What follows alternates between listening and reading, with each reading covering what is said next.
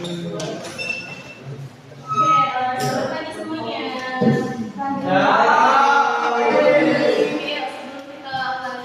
Baiknya kita siapkan juga berdoa terlebih dahulu. Silakan Pak Ketua Kelas disiapkan.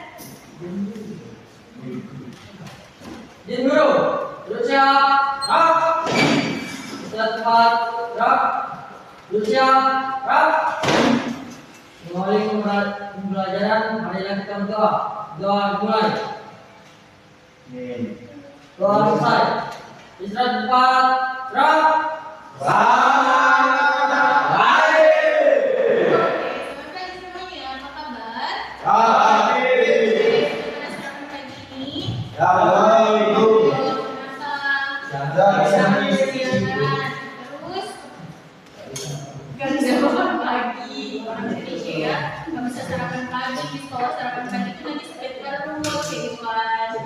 Oke, berarti nanti waktu istirahat jangan lupa makan. Alhamdulillah dan begini. Ya, alhamdulillah bantu dengan MPI. Udah gitu Pak?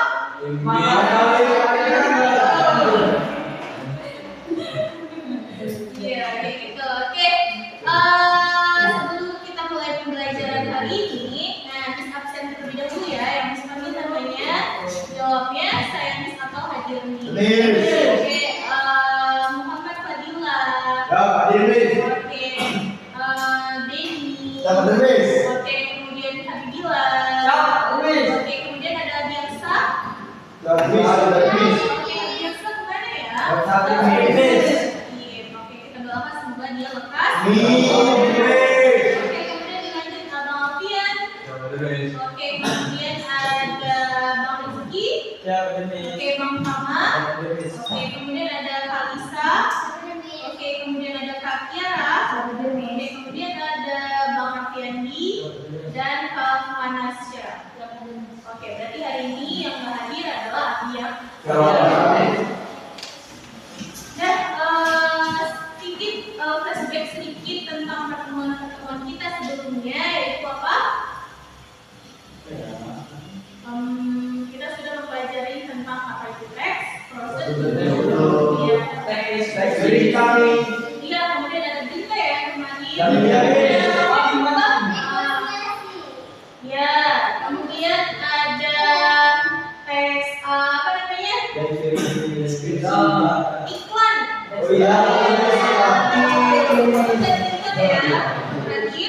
Kemudian apa ya? Puisi, kemudian ada negosiasi. Oke, semua itu bisa diamalkan di dalam kehidupan kita sehari-hari. Bisa nggak kira-kira? Oke, paham nggak kira-kira? Oke, masuk ke materi kita hari ini, yaitu tentang belajar tentang kalimat dan juga tanda baca. Pasti setiap hari kita butuh yang namanya Belajar. Kemudian kita sebelum kita belajar itu biasanya kita harus apa? Menyusun kalimat terlebih dahulu. Kalau kita dalam pengucapan sehari-hari itu kita kayak ceplas-ceplos gitu loh, asal-asalan. Nah, kita harus meletakkan di mana nanti kita menggunakan tanda bacanya, kemudian menggunakan kosakata yang baik itu bagaimana. Nah, itu akan kita pelajari pada materi hari ini. Oke, yuk boleh lihat ke layar monitor. Nah, sudah tertera. Nah, hari ini kita mau belajar kalimat dan juga tanda baca. Di sini ada, mari kami penggunaan kalimat dan tanda baca agar tulisan lebih jelas. Ya. Oke. Oke. Kemudian lebih jelas, tepat dan juga mudah dipahami. Oke, singkat lagi.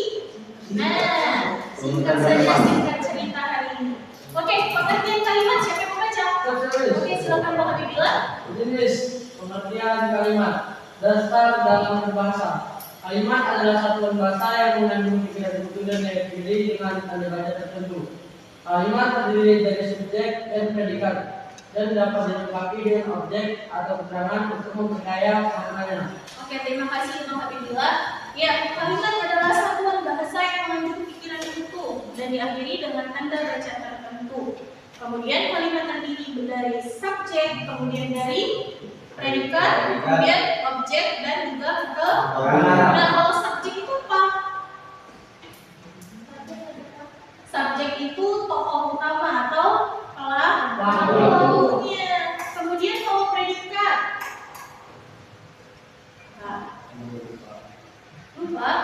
mengajukan itu adalah apa namanya? Keterangannya. Nah, siapanya? Misalnya kan subjeknya misalnya Bang Abi. Misalnya Bang Fadil. Nah, Bang Fadil itu mau ngapain? Saya mau mancing nih. Mancing. Berarti Fadila memancing. Nah, harus ada objek di mana? Banding. Berarti Bang Fadila memancing di pantai. Kemudian keterangannya, keterangan itu bisa menyangkut waktu, tempat atau gimana gitu. Nah, berarti tempatnya di mana? Tempatnya tadi di pantai. Kemudian keterangannya siang, malam, sore, pagi. Sore apa siang? Siang sore ya. Berarti Bang Fadila memancing ikan di pantai sore hari. Nah, gitu. Paham? Nah, itu ditujukan untuk apa? Supaya kita tahu, supaya kita jelas maknanya. Nah, si Bang Fadila itu memancingnya di pantai kapan? Sore hari. Itu disusun sama Habibila. Besok. Oke, ini tadi ya, konstruksi kalimat ada 4, yaitu apa? Subjek, objek, dan keterangan. Oke, subjek, predikat, objek, dan juga keterangan. Sampai sini jelas? Jelas. Pertanyaan? Jelas. Lanjut ke jenis-jenis kalimat. Nah, ini dari inti dari materi hari ini. Jenis-jenis kalimat berdasarkan fungsinya ada berapa? Apa aja? Kalimat pertanyaan, kalimat pertanyaan. Nah, kalau kalimat pernyataan itu bagaimana? Menyatakan. Katanya bahwa saya pagi memancing, Miss. Dikatakan kalau saya pagi memancing. Kemudian nanti kita bahas satu persatu. Ada di materi kita hari ini. Oke. Nah, kalimat pernyataan katanya apa? Kalimat pernyataan digunakan untuk menyampaikan fakta. Benar kata Bang Firman.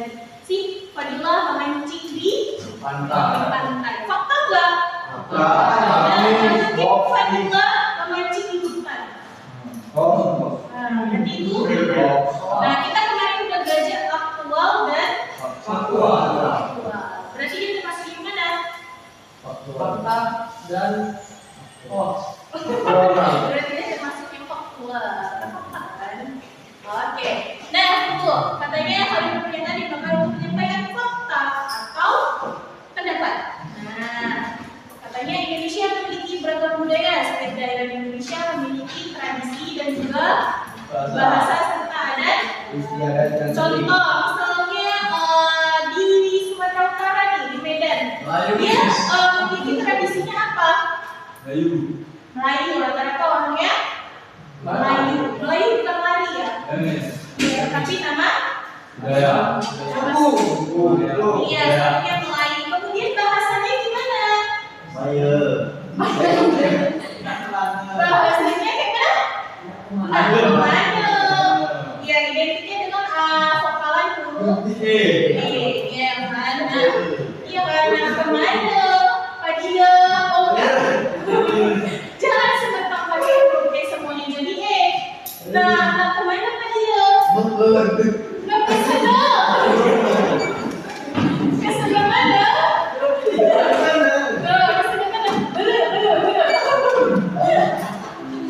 Jangan ya, tapi harus ditempatkanlah konsonan bahasanya untuk memakai yang baik.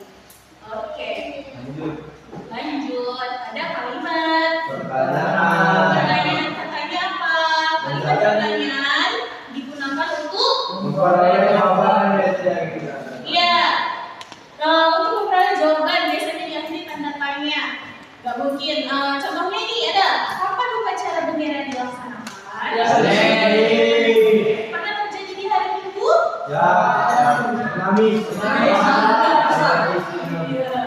Kemudian contoh yang lain. Apa yang menjadi persiapan sebelum upacara bendera dimulai? Latihan terlebih dahulu. Iya, latihan terlebih dahulu. Misalnya upacaranya Apa itu koyak bendera? Oh iya, ya, nggak boleh gitu ya. Jadi kita harus persiapan. Kemudian apa lagi termasuk dalam kalimat pertanyaan? Apakah Fadil mancing dapat ikan? Apakah Fadil memancing dapat ikan? Itu pakai tanda tanya nggak? Iya. Kemudian kalau misalnya nggak pakai tanda tanya gimana? Fadil mendapat ikan. Dengan kata seru. Fadil, dapat ikan. Nggak boleh ya. Tapi apakah Fadil mendapatkan ikan? Jadi Fadil itu bisa jawab, ya, saya mendapatkan ikan. Nah, baru ditanya lagi sama Bang Rizky, berapa hasil tangkapannya? Satu. Satu. Satu itu pun punya. Sedikit aja juga.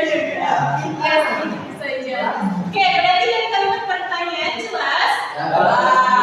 Lanjut. Oke, lanjut. Yang terakhir ada kalimat perintah. Nah, kalimat perintah itu gimana? Berperintah berbunyi untuk memberi instruksi atau perintah. Iya, katanya kalimat perintah itu berfungsi sebagai memberikan instruksi atau perintah. Nah, contohnya apa? Ikuti. Nah, berarti harus perintah kan? Berarti harus ikuti siapa? Guru itu. Nah, nggak boleh pakai ancang-ancang diri sendiri. Kemudian yang kedua, cermati setiap penjelasan yang diberikan oleh guru. Berarti harus dicermati, nggak boleh diabaikan, ya kan? Nah, contoh singkatnya nih di kehidupan sehari-hari. Contoh kalimat perintah itu bagaimana? Gimana? Rifki? Iya. Kurang tepat. Harusnya Rifki. Iya. Dia menjadi kalimat efektif. Iya. Kemudian apa lagi? Ayo lagi.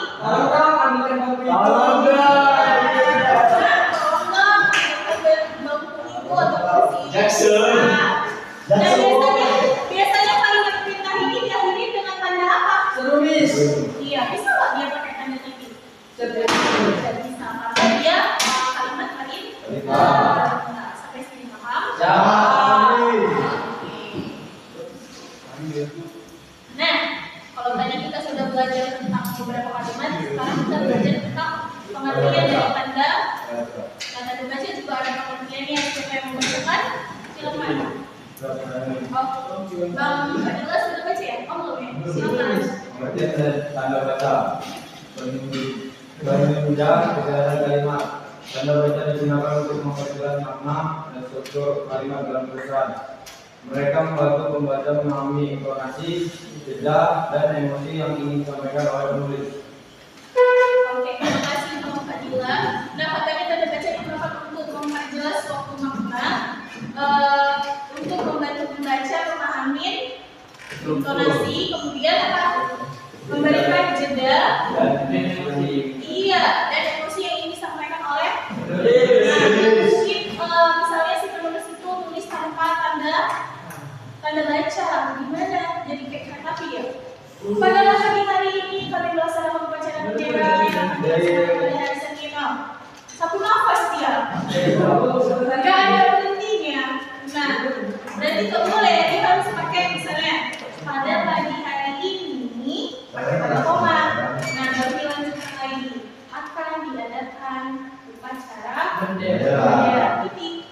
Nah, iya. Kemudian dan seterusnya ya. Berarti paham ya? Oke, lanjut. Kemudian ada jenis tanda baca. Umumnya yang dipakai ada tiga, yaitu apa? Tanda titik yaitu untuk mengakhiri. Oke, kemudian tanda tanya. Oke, kemudian tanda perintah. Oke, jelas?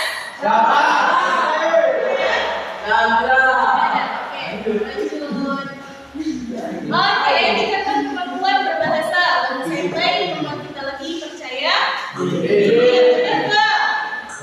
Benar. Teruslah berlatih menggunakan kalimat dan tanda baca dengan